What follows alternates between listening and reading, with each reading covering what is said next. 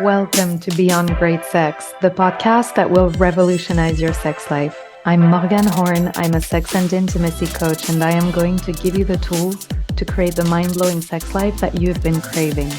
When you apply the teachings from this podcast, you will drop the shame, limiting beliefs, and everything else that has been keeping you from enjoying the intimacy that you were designed to experience. Instead, you will unleash your unlimited potential, sexual and beyond. When you work with me, great sex is only the beginning. We're going beyond. Hello, lovelies. I'm going to record a really quick one today because I have to rush to the airport to pick up a good friend of mine from college who's on her way. And I'm really excited to see her. I think it's been something like 3, 4 years already since the last time we saw each other. So it's going to be fun. Anyway, the point was this visit was a little impromptu and slightly derailed my plans to record tomorrow, but I wouldn't have missed chatting with you this week for the world. So here we go. I'm going to share with you some goodness from a session I had a couple of weeks ago with a dear client of mine, and we'll call her Leila. So Leila was basically telling me that great sex is for sensual women and that she's not sensual. She went on to say that sensual women look a certain way, that they have a sexy body, that they dress in a sexually attractive way, that they behave in a seductive way towards men, and so on. And Leila was like, that's not me at all. There is nothing sensual about me. It felt icky to her. What I noticed was that Leila's description of sensuality was all about other people's perception of her and about appealing to the male gaze. It was all about the way a woman looks, how she is perceived, and how she behaves towards men. Not surprisingly, her illustration of sensuality reflects societal norms and the narrative widely broadcasted by the media. As we discussed her understanding of sensuality, I asked Leila what sensuality might look like to her if she set aside what she learned from the media and other people's opinion, including her husband's. I asked her what sensuality might feel like to her personally, and her mind went blank. That's the thing with social conditioning. We're fed a set of norms and expectations for how we should think and behave in various situations, and we rarely pause to question these norms and form our own perspective. The reason it felt so icky to Leila is because the script she had learned about sensuality doesn't align with her values and beliefs, and it doesn't resonate intuitively deep down. That's when I offered her a different perspective that I'm going to share with you. And it might just change everything for you if, like Leila, you've been wanting to feel sensual, but it's either foreign territory, you don't know where to start, or you just don't subscribe to what society tells you your sensuality should look like. The way I see it, sensuality, being sensual, is not something we are or aren't, it's something we feel. And there are times when I don't feel sensual at all, by the way. It's not a permanent state, but I know how to create that sense of sensuality whenever I want to. I invited Leila to approach sensuality as an emotion like any other emotion she is used to feeling. We took the example of anger. Anger is the name of the emotion, and that emotion translates into sensations in the body. I asked Leila what anger feels like in her body. She explained that she feels heat in her chest, a sense of energy bubbling up that wants to explode. She feels shaky and her heartbeat accelerates. Then I asked her, if sensuality is the name of the emotion, what do you think it might feel like in your body?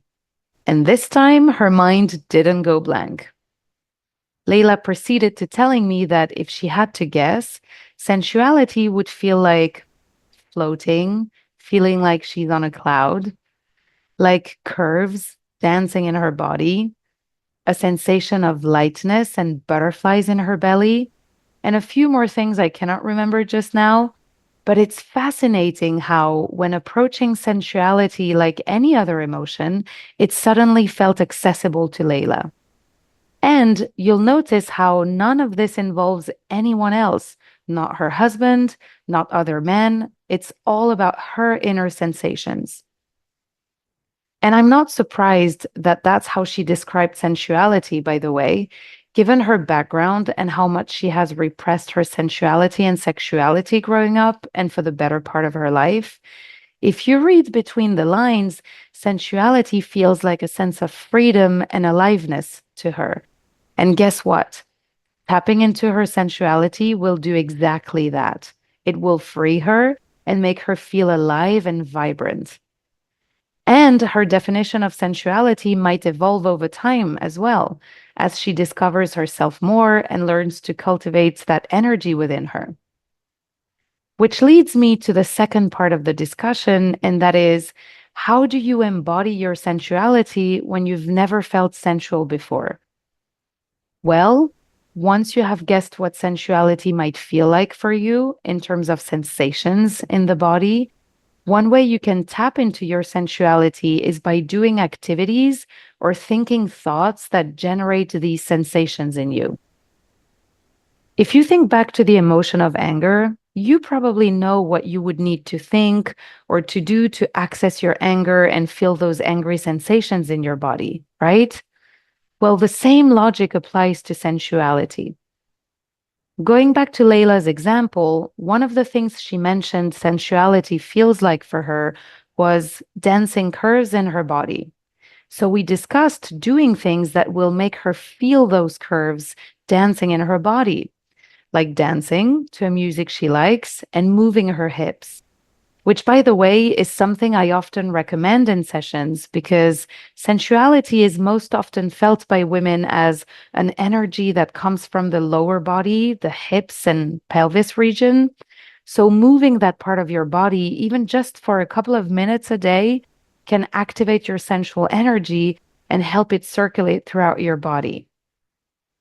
So, now I invite you to ask yourself what sensuality feels like to you. What sensations do you think you would feel in your body? Do you picture anything? Does it have any shape or color?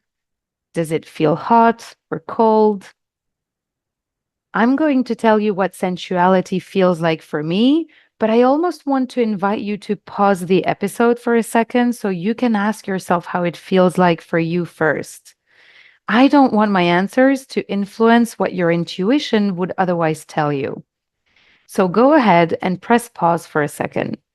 Give yourself a couple of minutes to tune into your body and get curious about your sensuality.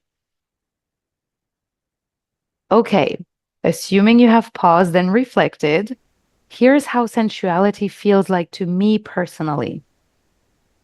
I feel a sense of warmth in my hip area and genitals, a sense of smoothness and softness like silk. I feel energized and vibrant, like electricity is coursing through my body. I feel an undulating motion in my body, and especially my hip area. It feels very curvy. I also feel powerful and strong. I notice my chest opening and expanding, the sensation of walking with assertiveness and confidence. And I also feel a sense of playfulness, lightness, and teasing with my partner. You'll notice that there is nothing in there about wearing clothes that society deems sexy or having a specific type of body. It's a feeling, it's energy, vibrations in the body.